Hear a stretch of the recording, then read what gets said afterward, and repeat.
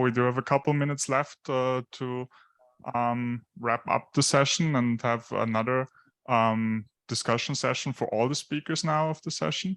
Maybe Janud, if you want to come up to the podium just to be ready in case questions are. We do have one first question in the room. Yeah, hi, this is Dana Hurley from APL. I had a question for you, Paul. You showed that picture of the precipitation on the surface, and I know you were looking mostly at the poles, but in the lower latitudes, there was an asymmetry as well, where like it looked like it was more in the north on, one hemisphere than the other.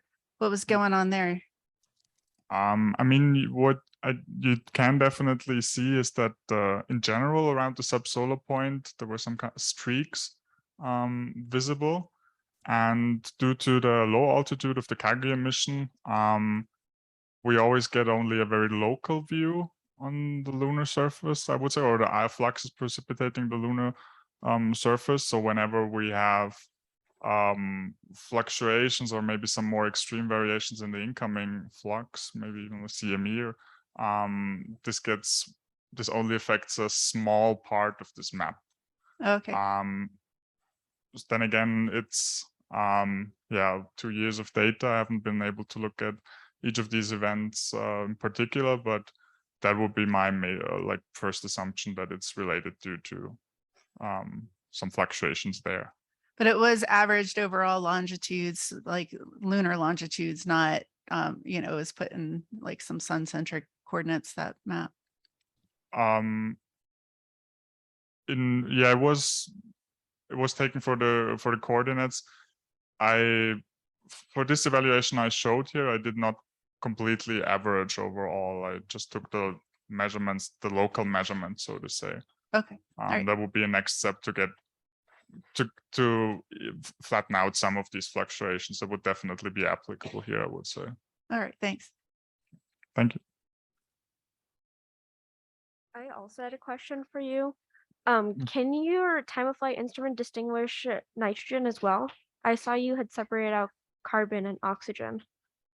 I think in principle it should be, but there is some drawback, I would say, to the instrument design, because it passes through an electrostatic analyzer and then goes through a starting carbon foil, and then you can have both. After passing through the carbon foil, you kind of both positively charged neutral particles, or in some cases even negatively charged particles. So in the worst case, you get from the one single element 3 peaks, and the C and O peaks are close no matter what. So it might be difficult to get a detailed look on it. Do you know what the delta E over E for the ESA is? Not right now, Okay. but I could look it up. Do we maybe have a question online, Liam? No, nothing online right now. Still quiet online. Okay, then we can go back to the room. Hi, this is Riley from University of Hawaii. I have a question for Andrew.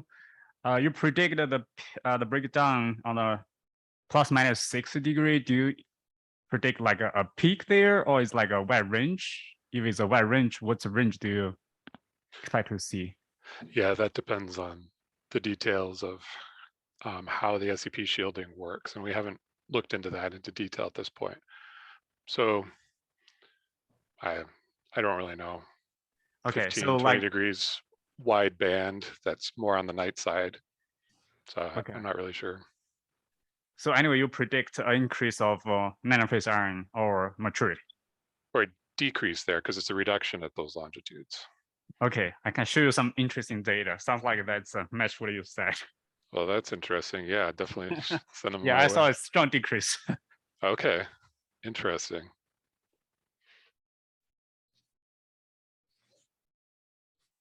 Okay, if we don't have any other questions, either online or in the room, I think it's time. Yeah, we're mostly out of time to go into the break. So thank you very much again to all the speakers for your attendance and interest. And I hope you enjoy the rest of the meeting.